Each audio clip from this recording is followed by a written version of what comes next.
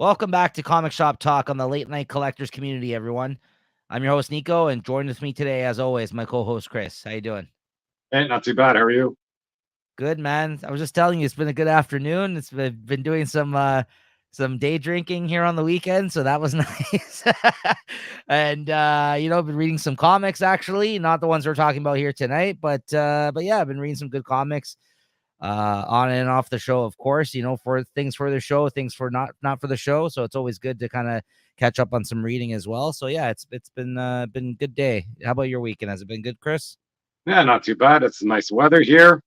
Yes. And Been nice that it hasn't been gray for the first time in fucking I feel like 2 months, right? I know, yeah, geez Louise. But something's wrong with this weather, though. Holy smokes. It feels like it's almost spring out there. Exactly. We had the window open in the living room earlier. Like it was like trying to catch a breeze. You're like, what the hell? But otherwise, when you go outside, yeah, you're actually getting hit with the sun. It was like I forgot what it was all of a sudden. I was like, oh, what is that? My eyes. What's that?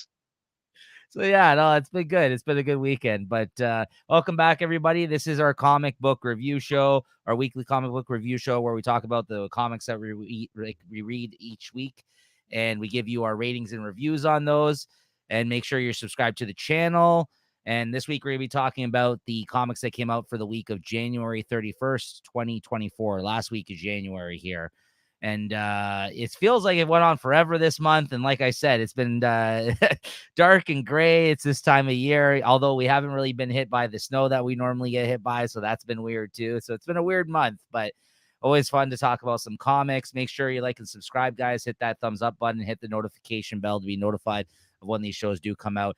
Also, follow us on Instagram at Late Night Collectors Community, because we're actually for once posting other things other than us announcing when the episodes are going to go live.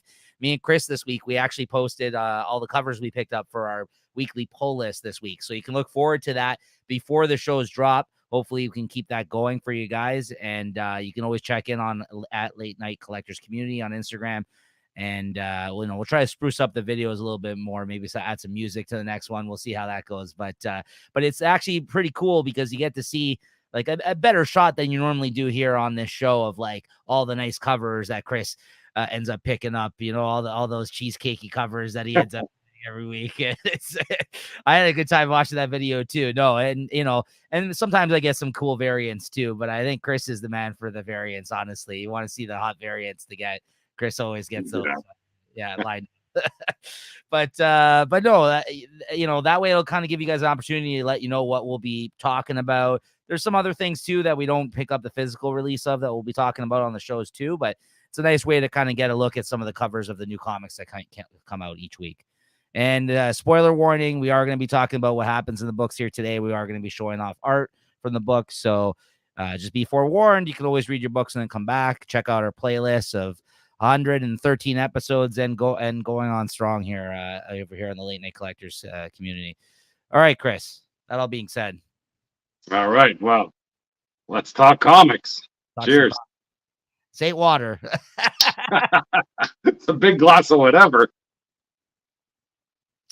Yeah, no, this is some gin and seltzer here today. All right. Coming up first here, we got Avengers Twilight #2. Do you remember is this like a 6-issue series? Is this I think that's what I don't know the number. I'm hoping it's 6, but if it went on a little bit longer, I wouldn't be mad about it. No, yeah, me neither. But go ahead. What did you think of this issue? No, this is another great issue. It followed up on the first one, which was kind of I guess building the world here, and yes, Steve Rogers gets the super soldier serum, so you think everything's gonna be right in the world.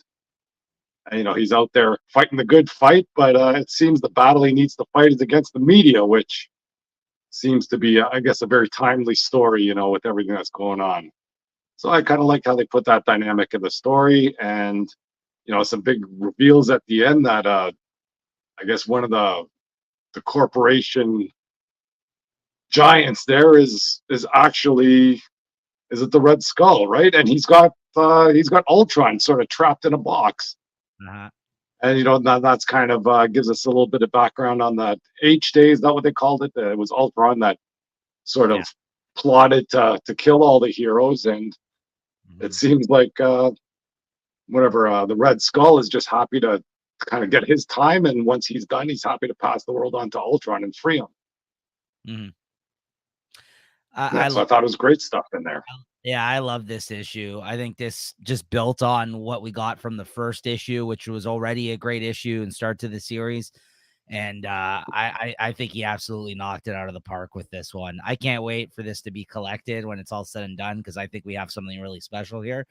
Honestly, I think Zdarsky, as much as I've liked stuff that he's done over at DC, and of course he's doing Batman right now, which we've been really enjoying as of lately, after I feel like a lackluster arc this past year with, that and the Gotham War kind of editorially driven event, as you kind of normally get, which I won't blame on him. But I just think when he's given the reins to do these kind of like more like Elseworlds, kind of like, what if type stuff over at Marvel, he excels. Like, for instance, the Spider-Man life story was excellent stuff. That book, you read that too, Chris.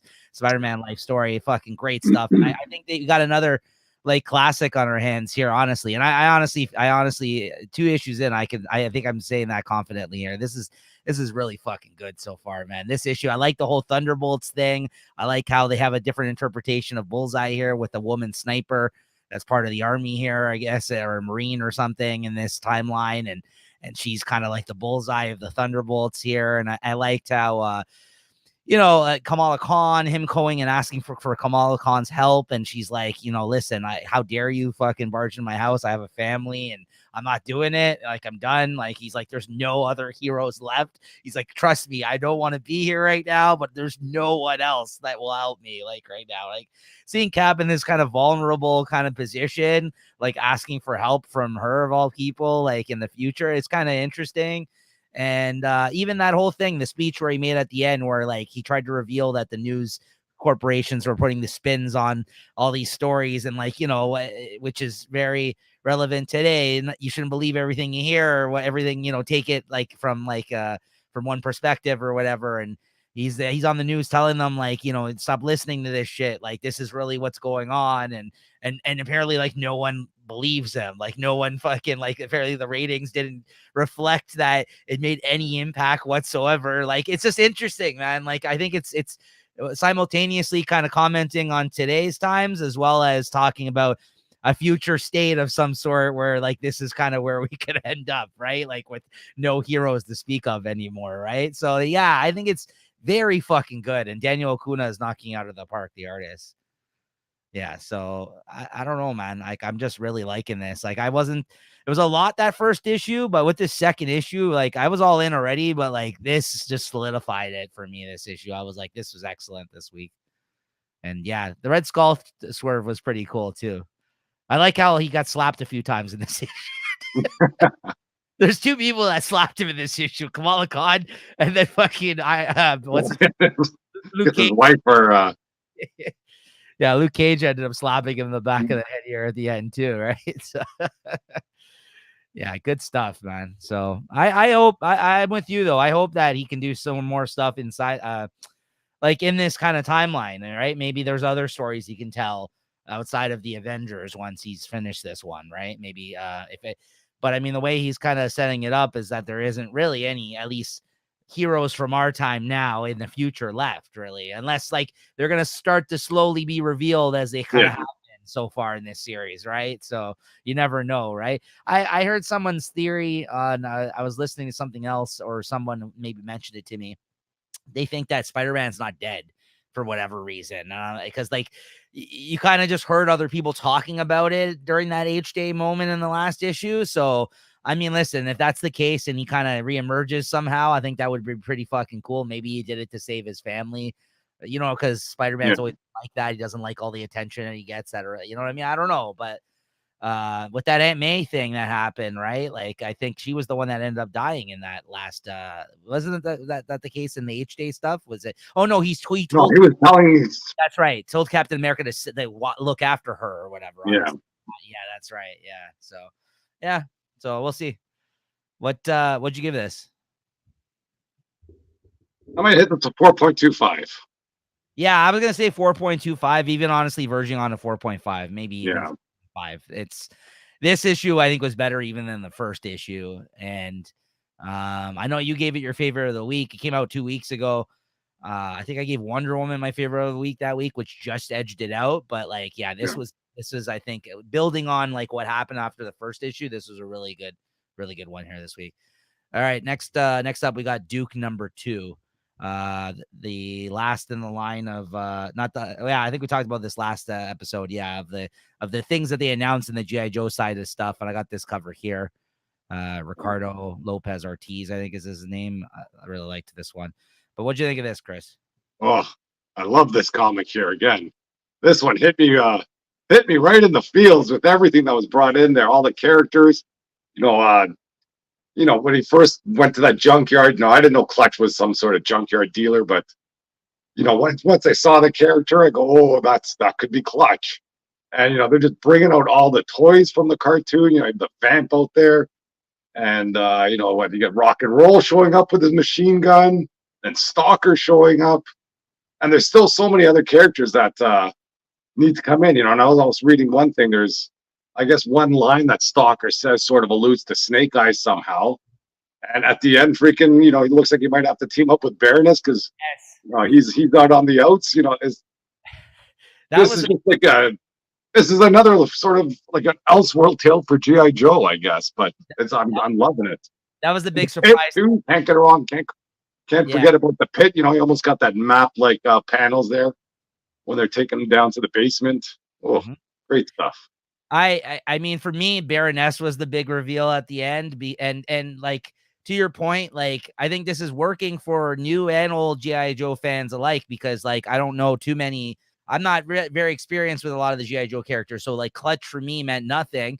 But I really liked the setup of the introduction of that character. Like, I liked how, like, he's got a woman in his bed. He doesn't even know who her name was and stuff like that. She comes out, and the art was really top notch, and the fucking action was nonstop. And I know Rock and Roll, like, I know him, like, I know of him, and so like seeing him show up was really cool. And there was like a little panel where they showed Destro at one point, like he activated something that it seems like notified him or somewhere. And yeah, I love this issue too. To your point, yeah, I think this was just a hell of a lot of fun, action-packed romp, and with great art, and just the pacing of it was excellent too. Where he kind of ended up at the end of this issue, like you said, with the whole diagram of the going underneath in that pit, and the Baroness kind of showing up at the end, which I know her, you know what I mean? So like that was really fucking cool. Like and she's normally a bad guy, right? And he has to team up with her. Like right now, I guess they're both in jail, so they're both bad guys, right? According to the government, I guess. Right, and right. Still, the Transformers got to fit into this story somehow too. Right. Yeah, this is a great page. Yeah, I had a fucking hell of a lot of fun with this, and like if I only had one complaint about this, it's because I just flew through it because I was such a fucking great fast-paced comic that by the end I was like, oh fuck, I want the next issue, which is actually a compliment because like I really want I wish we had the next one right now. That's how much I love this one. Yeah, there she is. This has been great. I mean, this Energon universe, they're knocking it out of the park. And for all you guys out there who may not be like seasoned fans or maybe not seen as much GI Joe or know enough about it, like it seems, Chris knows a bit more obviously than I do by the sounds of it. Like I've never really, other than some of the newer stuff that's come out, new movies and some of the old stuff, I've seen a bit of it, but not really to the point where I know all the characters and stuff like that. I think this is a great jumping on point. This is a great series, honestly, this miniseries. I think this actually is my favorite possibly out of the bunch so far. It might even fucking beat out Void Rivals by the time the miniseries is done for me, because I think the first two issues have been super strong. And I didn't love Cobra Commander as much as I love this one. So far. But yeah, I'm all in on the Energon stuff. I think they're knocking it out of the park. From what I've been hearing from fans too, like big fans of this properties, they're loving it. So I mean, that's how could you not? Like this comic is made for this one. It's written for people like me, like kids people that grew up with those toys, and then now it's like, it's not some freaking cheesy ass cartoon or commercial. For the toys, like this is just stories written about them, and that are great. But that's what I mean. But they're doing it right though. They're putting top tier talent on the books. Kirkman is obviously putting money behind this. The way that they're rolling the series out and they're connecting the dots, like they're doing it right. That's what I mean. This could be like a half-assed attempt as at other licensed property comics that we've seen in the past. Honestly, even like some of the older G.I. Joe comics that we've seen in the past. Yeah. But they are doing a fucking good job from what I understand. And that's coming from hearing it from other fans that even read the IDW G.I. Joe whole era as well. That like apparently they're like loving this new start of this, right? And so hopefully it doesn't grow stale. Transformers is still my favorite of the bunch, though. I kind of left that out, but I was kind of more focusing on, I guess, some of the G.I. Joe stuff. But that's still my favorite. But I think this is right behind it in terms of how much I've been enjoying them so far. So yeah, but it's all been good. Void Rivals has been interesting. All of them have been good to some, good to great, I would say. All the Energon stuff so far, so it's good. What'd you give this, Chris? Yeah, it's easy 4.5. I was even flirting with a 5 in my head, but like I didn't even give it a 4.75. Wow. I'll just stick with a 4.5. I'm gonna go 4.5 as well, along with Avengers Twilight this week. I guess I'm jumping the gun a little early, but I gotta tell you, those two, I read those, I think, top of my stack this week. Right after I read each one of those, I'm like, well, these are going to be two that I'm going to be battling for favorite of the week this week. I knew it. There were some bangers this week. There were some really good comics. I'm saying those were the first two I actually read this week, the ones that we're talking about right now. So like that's honestly, after I read those two, I was like, these are going to be in the mix for the favorite of the week. I will say that. I won't say what I picked, but they're in the mix. They're both in the mix. So I will say. All right. Titans Beast World number 6, which is the conclusion of this event. Which I think like we just got an issue last week. This has been mostly bi-weekly, I feel like, but then I think this last 2 issues came out week to week. And what do you think of this, Chris? I didn't mind the wrap up. Of course, freaking Beast Boy has to live somehow, but there were some good, some good story beats in here. Like, I think I don't know who the enemy was, or was it Amanda Waller, or I don't know, whatever. But when they're killing all those spores. And the more of those spores they kill, like, when they're trying to bring back Beast Boy, whoever's a Dr. Hate, he's kind of laughing, goes, the more spores you kill, that's just more Beast Boy that you're killing. That's why he's not coming back. And, whatever I guess the way they resolved it was, I don't know, they pulled a piece of the Garo from another dimension or something and brought him back. And I guess that was enough to bring back Beast Boy's consciousness. Yeah. But other parts of the story, I think it was a decent wrap up. You got to kind of bring everything back to the status quo after, everybody was saved. And so that was okay. It was overall, I thought the issue was okay. And overall, like the whole Beast Wars event was, 10 times better than I thought it'd be. That's for sure.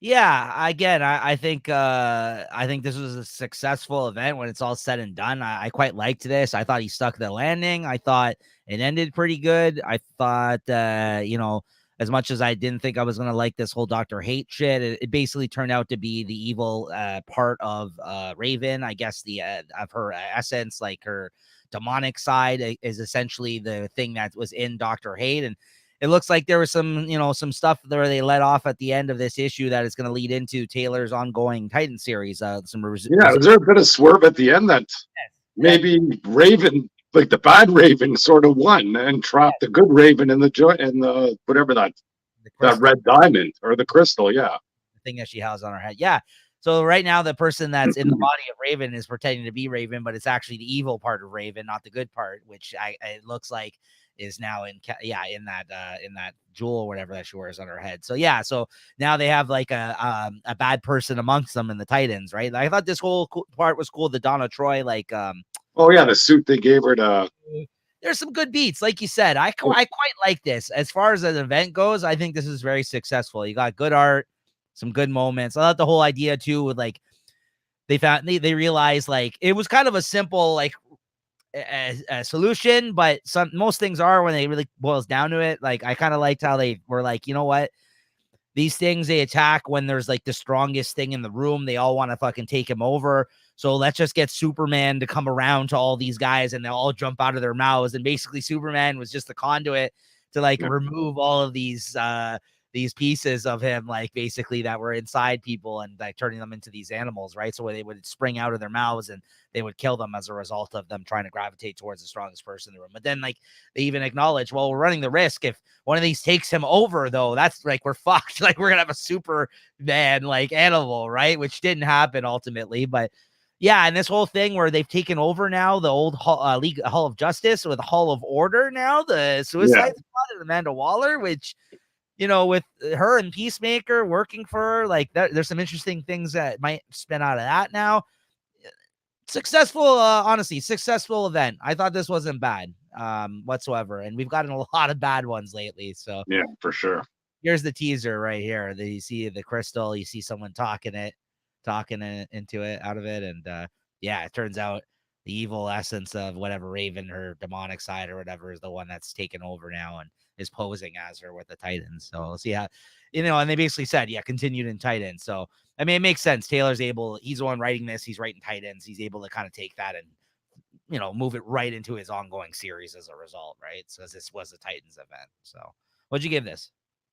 I'll give this maybe a 4, a high 4. I'm giving a little extra juice, but I'll give it a 4. And honestly, I might give the event a 4. The second half of this event was pretty strong. I felt like it started off slow, 3.75, even 4, maybe like 3.85. like it's verging on a 4, like of a solid fucking event. Honestly, as far as events go, I will give it the 4 because if we're gonna rate this event versus all the other events, if you compare it to the last 3-4 events, then this has definitely been the best out of the last few years.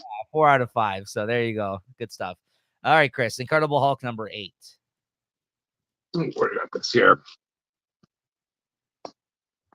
So I got the copy here, and I don't know, it's still that freaking Hulk in the swamp story, or he's hanging out there. Now it seems there's some sort of battle going on in wherever Bruce Banner's consciousness is, in some garden. It's okay reads, but I feel that this should be better. You know, they got this, whatever, this Ghost Rider from, I don't know, from World War II or something, and it's okay. You know, there's some stuff that might keep me interested. You know, I think they still have some good covers. I think there's a Capullo cover coming up for the next one, so I'm still in this for a few more issues at least. And we'll see how it goes. But yeah, like, you know, I'm just missing the Hulk sort of being back in the world. Like, he's just kind of floating around in his own world where, you know, he's not really interacting with anybody. You know, it just hasn't been working for me. Yeah, and I'd give this 3.5. The art's still really good, though. The art's fucking killer. Yeah. Yeah, I stopped reading it too, just because it wasn't. Like he's fighting all these giant demons and all that stuff. It's like, I don't know what that's should about. be better, is what you said. I think is the thing that that statement's absolutely correct. It should be better than what it is, but it's just not really great. Batman and Robin 2024 annual. I've stopped reading the main series of this, but I seen it out and about there this week, and I read this one digitally. Oh, I didn't even think I pulled the art for that. Well, there you go. So basically, I didn't realize I didn't pull the art for this. Yeah, this isn't one I normally read, but I kind of just, like, it was a small week, so I'm like, okay, I'll check it out. Josh Walt Williamson wrote this, who, you know, just wrote Duke that we just talked about earlier this episode. I think he's doing a fine job, but I kind of seem to find I like his stuff, I think, like outside of superhero comics more for whatever reason. Like, I don't know, G.I. Joe's not maybe too far outside of that, but whenever he does stuff in Image or whenever he does other things, I think like I like them more than his superhero stuff, although he's done some good superhero stuff at DC too. This Batman and Robin annual was kind of like a little fun one-off, though. Like, they're like, you know, they're still going with the whole father and son aspect of things. And in this issue, he's like, we're going to do something like an actual father and son, and we're going to go camping. And he's just like, fuck. He's like, why the hell do we got to do this? Right. So they end up going camping. And of course, wherever they go camping, it turns out there's like some weird shit that's happening in the area that they get sucked into, and that they got, you know, he kind of gravitates towards and starts investigating. Like, they go to, like, you know, like one of those like shops on the way there on the side roads to get, you know, get stuff. And and they go in there and he sees a bunch of like Robin sees a bunch of stuff like gone missing posters like on the wall in his convenience store, and he's like, yeah, there's a weird number of people that have gone missing in this area, and Bruce is like, he's like, oh no, like, maybe we'll investigate it, but we got to focus on this whole thing of us actually camping here. And they run out of things like to talk about as they're sitting like by the fire trying to like actually be normal or whatever. And all of a sudden, like, they start talking about like all this other type of shit, and they're like, okay, yeah, we got to investigate this more. And of course, it turns out there's like a villain who's almost like an arcade type of character that like people pay them to go on like these luxurious hunts. Like it's like that fucking Ice-T movie where the rich people hunt the bum kind of thing. You know what I mean? What's it called? Surviving the Game or whatever the fuck that movie's called. Like, right? I think that's what it's called. But it's sort of those type of situations where like they pay to like hunt people in the woods. And it just turns out the people that are in the woods are fucking Bruce and Robin, of course, Batman and Robin, and they don't know this. So they go and they end up going to hunt them, and they've set like a bunch of deliberate traps to like stop these people like in the woods, and it becomes like Home Alone or some shit. And then like basically there's like a showdown between like an actual, like, he's like a D-list villain. I forgot what his name is. I wish I had the art, but he's like a guy that I feel like has been like in a Suicide Squad or something, like some guy like I feel like you maybe have heard of like once or twice. And he shows up and he fights them, and that's kind of like the major showdown at the end. And then they take out this arcade type person at the end. I give it a 3.5. I will say it was fun. It was good for a one and done. I don't think I'll be continuing to read the series again. Like I had already dropped it, but I will say though, Howard Porter was the artist on this issue though. It was really fucking loose art, really loose. Actually, you know what? I'll give it a 3.25 because of that. He's actually usually a pretty good artist, and his style has changed over time. And it might be health related. I think at least I heard in the past it may have been. So I don't want to kind of say things, shit all over him if that is the case. I don't know, but it was just very fucking loose. It's not the loosest I've ever seen his art. So I don't know if this is just a new style of his, or if this has something to do with that, or it just wasn't that great of art. But anyways, yeah. So I'll give it 3.25 out of 5. But nice kind of one and done type of thing with the aspect of them camping and stuff, and they can't actually even camp like normal people. I thought was funny. Then you got Ribbon Queen number 7. I think there's one more issue left of this. This was okay. I mean, these last couple issues haven't been that great. I think overall, this is not a great series. I don't think Garth Ennis does well with horror. I've read a couple of things that he's done in horror. I think he can write things with horror elements, but as soon as like he starts like mixing in other stuff, or if it's like a straight on horror, which this one started out as one, but now it's like, it's kind of like got to do with like a bunch of social issues about certain things. Like I think we're dealing with in today's times. I was just like, yeah, I'm not interested in this. So this kind of was just like whatever to me, this issue. And it's a shame. I think Jason Burrows, the artist that's working on this, is good. And there was kind of some horrific kind of looking scenes in this. And I think he's a really good artist to draw that kind of stuff. But also, like, I think as a whole, this series, I think the last couple of issues has really sucked and gone down, like in terms of the quality, like, or how interesting the story was in the first few issues. And I think once we wrap up next issue, like whatever this conclusion of this series will be, I'm not probably going to revisit this or pick this up in trade or anything, which I'd hope to, but because I like Garth Ennis, I just don't think this was all that great.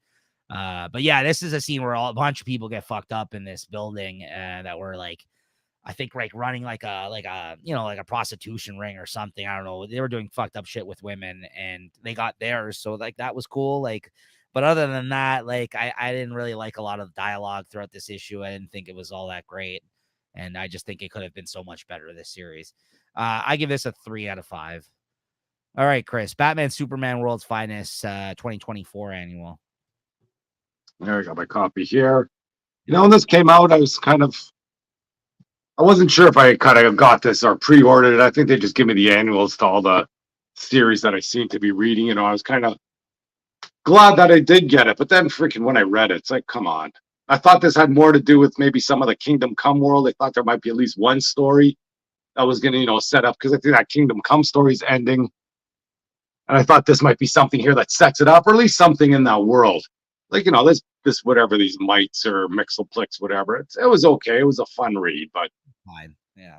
Yeah, hey, I don't care. Wasn't that interesting. And then the follow up stories. I don't know. Do you have that Mephisto or no? What's his name? Metallo or this guy? What's his name? Metamorpho. Metamorpho. Yeah. And was he supposed to be Indiana Jones before he got Yeah.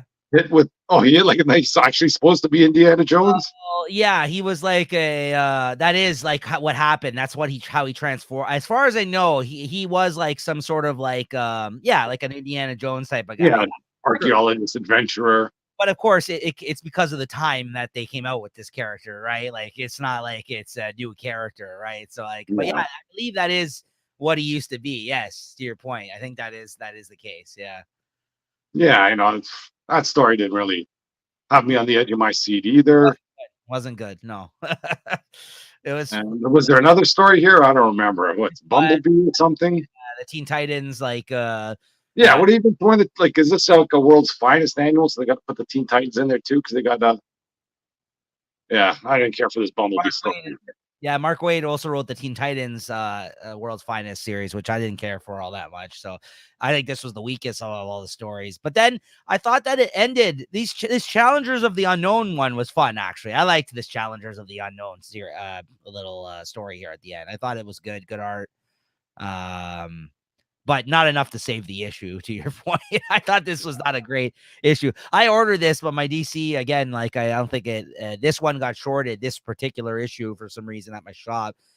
So they've reordered it for me. But then when I read it, I was like, oh. I was going to say, if they weren't able to reorder it, you could have mine. I know. I would have fucking, I would have. You want to complete I know you like to have everything. Not always with the annuals though, depending on what's going on with those. But yes, I am a completionist for the run if it's a run I enjoy. In that sense, yes, I can't just dip in and out 50 issues into a fucking series like you, Chris, you fucking maniac. But I thought that one was okay, that story. But yeah, the rest of it was just like whatever, like you say, very ho hum. Yeah. What would you give this then? 3.25. I might even give this one a 3. Okay. I thought I was bad for giving it 3.25, but make me feel better.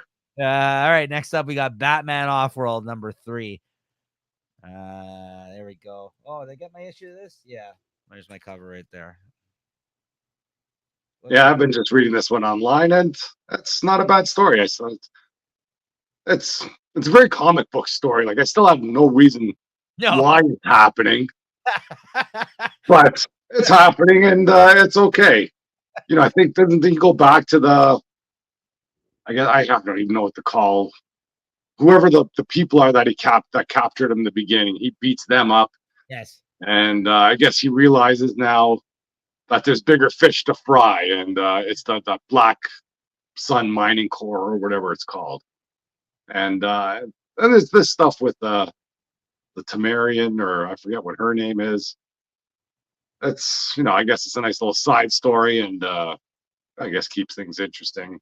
But I mean, he could have went with, he could have went for a roll in the hay with this Temeranian. I don't know why he didn't. Like I know why, because he's fucking Batman. He's like, I'm too focused on this other stuff going on. I'm like, what's wrong with you, man? I was like, like whatever. She's an alien. You're in space, whatever. Yeah, he could pull Captain James T. Kirk there, right? Yeah, I don't know. She's literally straddling him, and he's like, I gotta focus on my mask over here. Why is he still wearing his mask? He's in freaking outer space. Nobody knows who he is. No.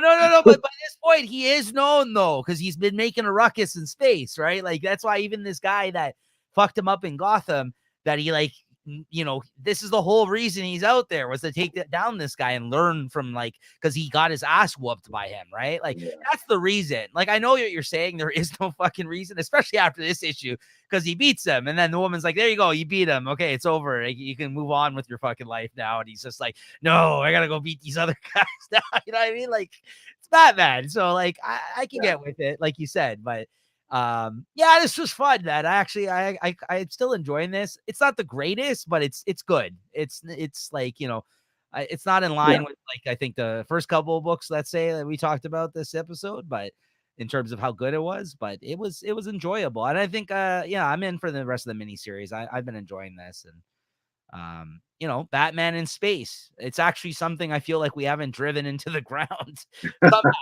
No, really, it's true. I mean, there's so many fucking How's comic. he gonna get back there? He's gonna fall down like he did last time when he's got like his 2 seconds of bad breath. And whatever. Oh yeah, that side when he like yeah. Yeah, he fell off the satellite and he decided to just do the bat landed by himself without a spacesuit, nothing.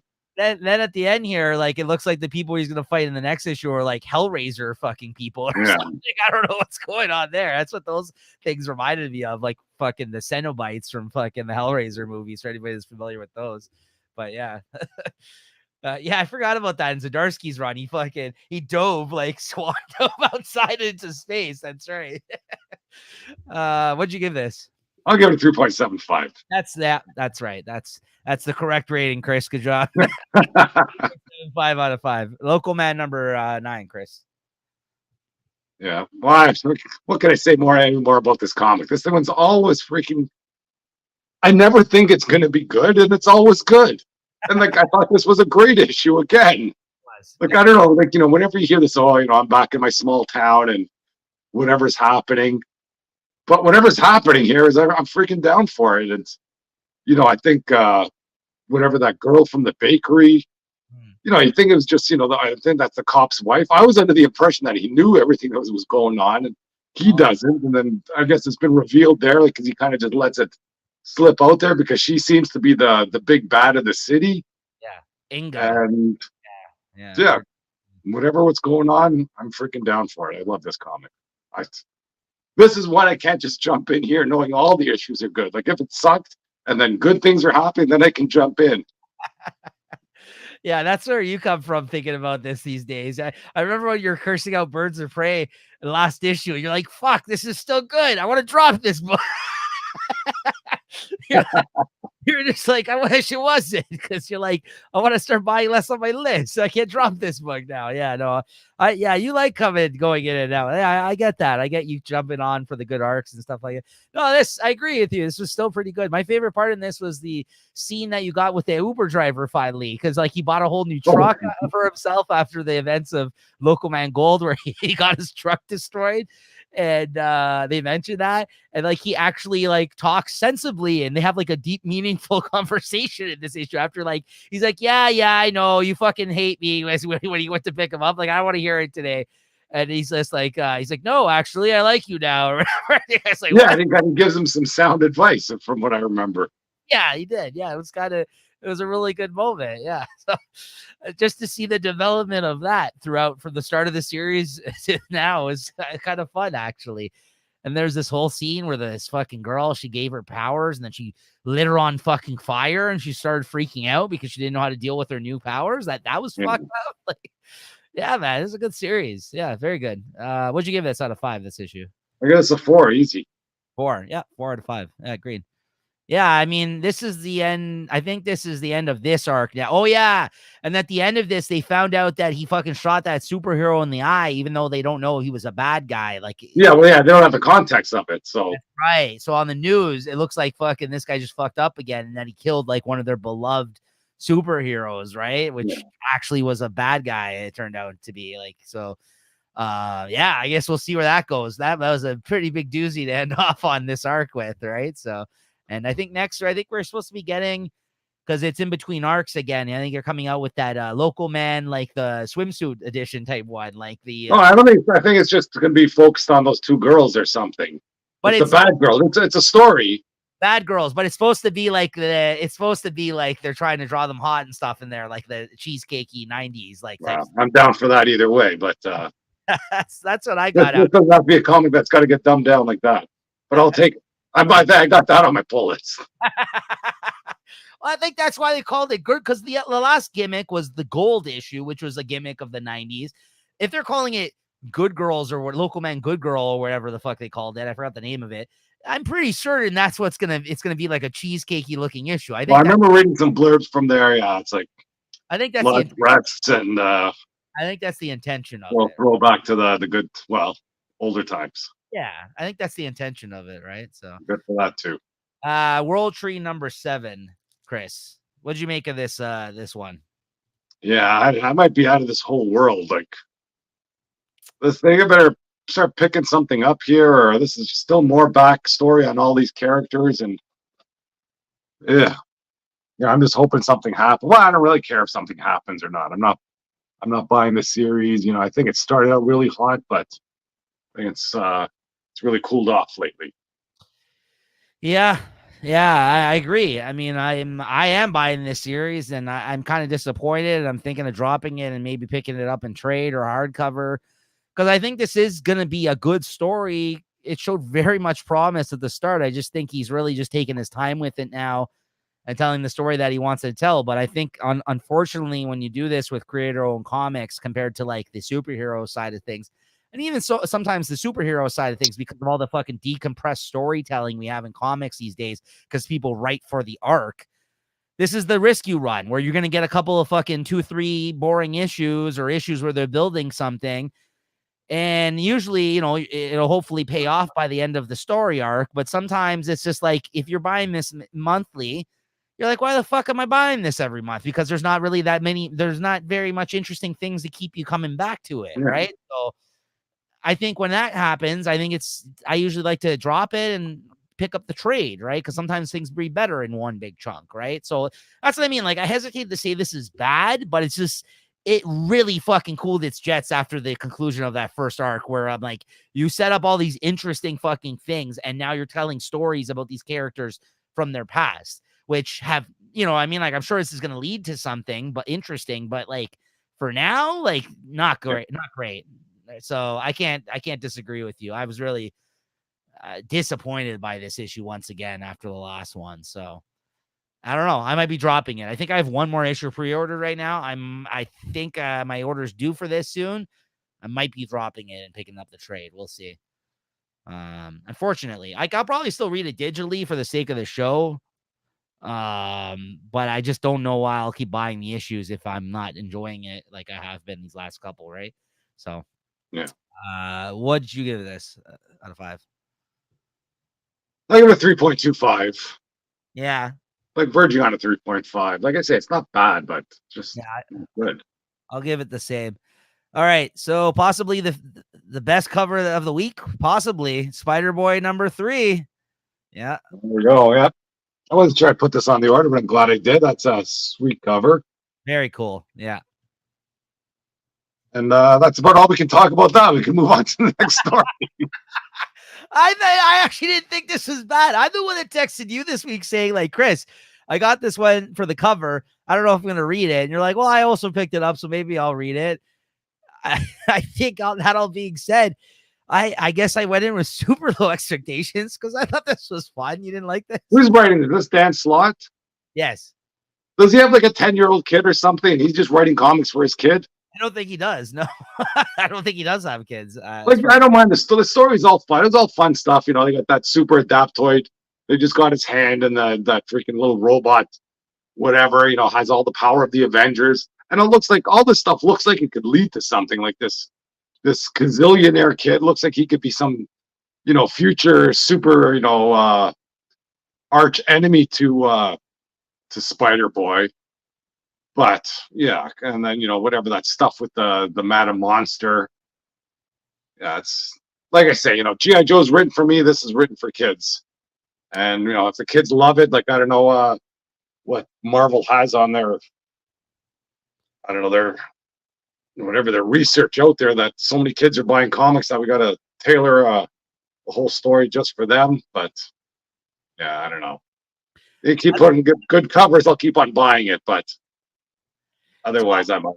Yeah, I regularly don't read this series. As I said, I just picked this up for the cover, nor will I be sticking with it. But I think for what it was, I thought this was a fun story.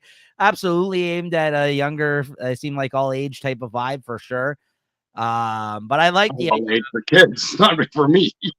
I thought it was a super, like, I like this whole super adaptoid as an action figure, him convincing him to be a hero kind of thing. And I actually thought there was a funny joke in here too, where he like tries to hustle somebody he saves for money. He's like, hey, I'm broke. I need to eat. I'm like, And then his pal there came around and was just like, hey, you can't fucking be asking people for money. Like, what the hell? Right? And he's like, what? He's like, I need to eat too. Like, I don't mind saving these people.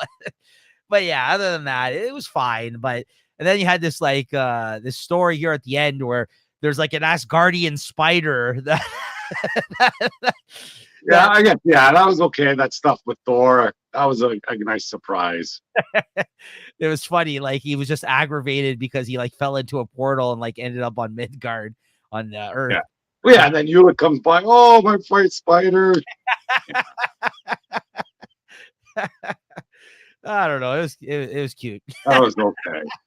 But it's not freaking what I want to spend my money on. Come on. No. But the cover. Yeah, Cover. if I was in the waiting room and this comic was on the table and I read it, it's a good comic. This Spider Boy, some good stuff. Right. Fair enough. That's a good way of putting it. What'd you give this? Give it a 3.5 though. It's better than some of the other stuff I've read. I'll give it a 3.75. Actually, I had fun with it. But again, that's like I went from not wanting to read it to reading it, going with like the super lowest of expectations. So maybe it was like it caught me in a good mood. I'll say. All right. Dead X-Men #1, Chris. I know I was bagging on this series when I first read the solicits. I think we're talking about it last week. You were, but I don't know. I thought this was pretty good actually once it got going. Like this beginning part, when I was reading that again, this is freaking baloney. But I'm still not sure what's going on. But they're exploring all these more timeline worlds, and they ended up in a pretty cool world. It's one more of these Elseworld tales, and it's better than I thought it'd be. I had no expectations for this, and just the stuff that was going on. You find a different timeline where I guess everybody's dead or a lot of people are died. And you see kind of who's left standing and what's going on. So I still don't understand why they're doing it, or they're looking for a Moira that hasn't manifested her powers yet or something, because then Charles Xavier can go there and I don't know, put the kibosh on her if they as their plan B for this whole thing. But yeah, I thought I enjoyed this book, and if I did buy it, I wouldn't have been upset if I did get it. I thought it was okay. I didn't love it, but I also don't think it was bad. I think my rating will reflect that. It was okay. I actually hadn't read the preview. You were bagging on it last week, talking about whether or not we were going to check it out. But I hadn't read that preview, so I kind of just went in on to this, as whatever. This is the follow-up in a sense, because it's from the same writer as the guy who wrote the one before this, not Dead X-Men, Dark X-Men. So this is kind of like him continuing his time with the X-Men. And I thought like Dark X-Men was okay. It had some all right stuff in it. I think overall it was not, the best, but this was interesting. It definitely had some interesting stuff going for it. I might see it through because I'm just reading this one digitally, and with all the Krakoa stuff going on right now, maybe it's going to tell an interesting story of sorts. Right. So yeah, I didn't hate it. I thought it was okay. I'm kind of like very, very middling on this one. I felt like, I didn't hate it. I didn't love it. It was fine. But I think my rating will be decent on this one. What would you give this? I'll give it 3.75. I thought it was better than it. I'll go a little lower. I'll go 3.5 for this, but yeah, it wasn't bad. So yeah, I'll probably stick with it if you're going to read it. And then finally, Wolverine 42, continuing the Sabretooth War. Yeah, very nice. Yeah. Gonna show off your cover for that one. Yeah. Where we go. And again, guys, you want to check out our not buying them for it. All Chris's banger covers before the episode and mine. Make sure to check out our Instagram at Late Night Collectors Community. Wolverine's birthday, and Sabretooth is paying him a visit with all his friends, and holy smokes, they go to town on freaking Wolverine. Yeah. It's like while they're all blasting him or freaking getting, piling on, he's still trying to, I'm gonna freaking kill you, I'm gonna kill you. And I guess some of the good things, they get some Omega Reds coils or whatever they do, and they tie him up, and then I guess Creed kind of reveals his master plan. He's gonna go kill everybody in the greenhouse while Wolverine can be all tied up and just watching. And I do like one of the other Sabretooths go, buddy, just kill him. Get it over with. Guys, And and Sabretooth freaking freaks out on him. He's like, "Hey, buddy, you relax. This is my show." And there's a bit of dissension in the ranks there, I guess. I guess they're all Sabretooths. I don't know why he seems to be the alpha Sabretooth, but anyways, they go in there and they start going to task. It's a very bloody issue. And then, I think they end up taking out a few of the people. They're about to take out a few more people. And then Wolverine, he's had enough, and he has to figure out a way to free himself from the shackles that he's been put in. And this was clever. He does it. Yeah, I thought this was clever because he's like, listen, like my bones are made of adamantium, but like at the joints and shit, it's all like sinew and like, you know what I mean? Like he's saying like there's points that it could rip apart from, right? So I kind of liked that him explaining that as he's sitting there hanging, being outstretched. Yeah, freaking just peeling the skin off his bones. Yeah. And then we land there and he's just got the bloody stumps everywhere. Yeah, that was sick. That was a good moment. Yeah. If you're gonna show like to the extent of what I always like writers when they play with the idea of his like adamantium as well as his healing factor. Like there's like it's always challenging to think of what you can really do to this character to challenge him as a result of the fact that he's basically indestructible, right? So like I can always appreciate when someone literally takes a stab at that kind of shit, right? Like I dig that. I thought that was a good moment. And I'm glad they show it too. It's not like, it was all in the panels. It's not like you see him free later on. He goes, "Oh, how'd you get free?" "Oh, well, I realized that, my joints aren't adamantium lace, so I pulled myself off." They showed him how he did it. And there's another free. Just great panels all around here. Nice bloody gore action that's necessary and well appreciated for me. Yeah, no, same here. I'm loving this event so far. And if it wasn't weird about it, I wouldn't be picking up these issues. But I'll be fucking there first day to buy that big fucking hardcover that they put out of this series. Because I got to tell you, like I said, I think this has been a great series as of late. Like honestly, like the last 3 story arcs. And if this continues, I said last episode when we talked about the first issue, I'm like, wow, he set the bars high. I'm like, is he going to be able to continue? I don't think it's as high as that first issue, but it's still continuing to be a bloody fucking fight, like showdown. Yeah. So I feel the Sabretooths get wiped out in this issue too. That's true. There's a lot of death in this. I just think what's her name? X-23. She seems to be at death's door at one point, and the way everybody was dying, everybody seems to be dying. And it's like her death isn't off the table. Cause like you say, if they're going to reboot the whole line, in the next few months, maybe they will just kill it for, a bit of a, I think that's because they can. I think that's the purpose of this event, this last start, because like I could see this series ending at 50, them renumbering it whenever this Krakoa age shit is over, because this storyline is going to see through to the 50th issue, and if he's going to be just telling his own little Wolverine story over here, and it's like I could see that happening, like a lot of people just dying in this, and then it just being rebooted somehow at the end of this. Right, because I think that's ultimately what we're working towards. Like the Deus Ex Machina of the whole thing is that there's still a fucking Moira type of situation where we can restart this whole fucking timeline once again, right? And I know that they've been trying to keep that in their back pocket, and they did say that this is the last time that she could die, like, that all that shit's going on this whole time. So I'm pretty certain that's what we're working towards, right? Like, is that something's gonna happen. We're going to see it in the fucking future setting that we changed the whole timeline as a result of something happening. Yeah. And this is all going to be fucking, white. They better not do this to reboot, to align with the MCU, to have the same sort of timeline with the mutants being revealed in the MCU. I doubt it because by the time there's no movies coming out this year, the only thing that's going to come out is the Deadpool one, which Wolverine's going to be in. You're right. Yeah. That is a debut. But it's not confirmed like that other X-Men are going to be in that. Like, it's just they're like this. Even still, Deadpool isn't sort of part of the greater MCU. I don't know if he's been sort of even introduced into that world. And he's not a mutant. Like, that's where people forget. Like, that's always a contention, is that he's not, and he wants to be part of the mutants, but he's technically not because it's artificial. Like, you know what I mean? Like, he's in the lab. Yeah. It's not. It's not like he wasn't born a mutant. It was sort of forced out of him. That's what I meant. Like it's so genetically, it wasn't genetic. It was fucking they did that to him, right? So anyway, so what'd you give this out of 5? This was another great banger of an issue, but I'll give it 4.25. Yeah, 4.25. Yeah, this week I think that's the rating. You're on all night tonight, Chris. You got all the right ratings. I've been judging your ratings tonight. I'll give them a 5 out of 5. All right, guys. Chris, what are we reading next week? What are you looking forward to? Oh, here we got it.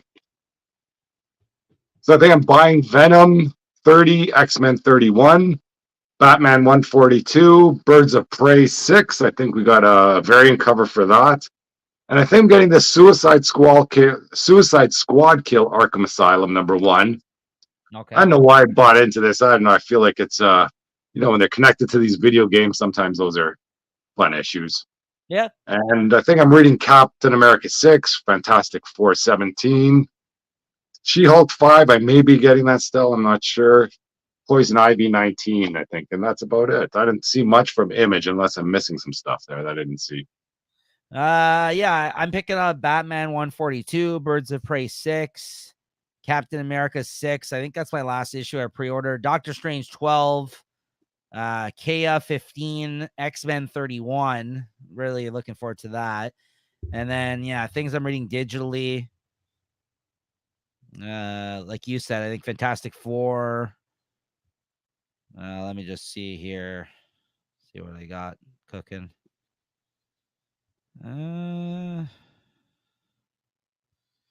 What comes out next week here? No, I don't read Poison Ivy. I might read Shazam 8. Yeah, maybe I'll join you in checking out the Suicide Squad if you're reading it. I'll see. It is a smaller week. These 5-6 issues of picking up like physically each week have been nice though, but for sure. It gives me the option whether or not to, if I want to read more that week with some of these things we read digitally, right? It's there. But I'm not dependent on it either, right? So it's nice. Yeah, I think 6 to 8 is like kind of my new sweet spot of issues that I pick up each week. I kind of like that. Once you kind of venture off more than 10, it's a little dicey.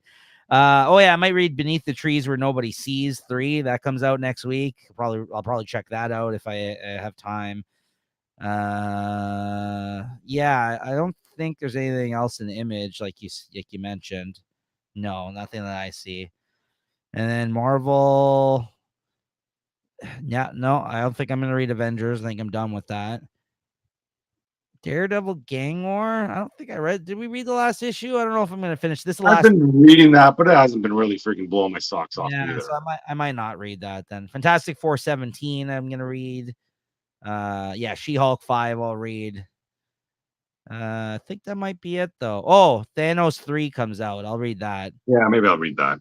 Because that was fucking weird, the last one. Oh, Ultimate Black Panther comes out next week. Maybe I'll check that out. Maybe. Yeah. We'll see. You're reading Venom. You said the next one. Yeah, that's it. All right. Yeah, that's it for next week, where we're looking forward to checking out, guys. And once again, remember to follow us on Instagram at Late Night Collectors Community. We'll be posting the comics that we pick up, little video of them every week, me and Chris. Try to continue and keep that going, and we'll show off the kind of the covers that we picked up that week for you, and a little sneak peek into what we'll probably be talking about on the show. All right, Chris, that time. Your favorite book of the week, my friend. It's an easy one for me this week. There were some good ones. I think if you want to put the ones that are in the running, it was definitely Wolverine, definitely Avengers Twilight, definitely Duke. Yeah. But I think I might have one of these issues coming my way. I don't know, but I friggin' Duke all the way. That was my favorite comic. Yeah. I figured once the way you talked about it. And, it's funny, after I read it, and like I said, Wolverine was in the running, but not as much as these two. And like I said, I hinted at earlier in the episode, these are going to be the two in the running. But I'm going to go the other way with it. I'm going to go Avengers Twilight for my pick. It's so funny because after I read Duke may be even the first one I read, even before this. I didn't think anything was going to beat fucking Duke. And then I read this and I was just like, oh, fuck. I've been going back and forth in my head about this the last couple of days, actually, guys, because I was just like, I don't know, man. They were both so fucking good this week. But I gotta go Avengers Twilight over Duke. And I think if I had a bit more history of G.I. Joe like you do, I probably would have given it to Duke, because there's another popular podcast I listened to. I mean, I didn't listen to their episode, but they also said that Duke was the favorite thing. They made a post that they read this week. So, like, I think, again, the G.I. Joe community, the fans of that type of stuff are fucking loving this right now. And so am I. But yeah, I go back to my parents' place and bring out the toys, whichever ones that they're talking about. I would love to see that. You should do that. You should highlight a new figure each time we talk about it. Maybe. But honestly, or I'm talking about inches here, though. Like, it honestly, like, it just beat Duke this week. This was a fucking excellent comic this week as well. Yeah. So I'm glad you gave it your favorite, because, yeah, you solidified my thoughts on that as well. So, all right. So that's going to do it for this week, guys. Thank you for tuning in as always. We will see you next week. Thank you to Chris. We'll see you around, bud. See you on the next one. Later, guys. All right. Cheers.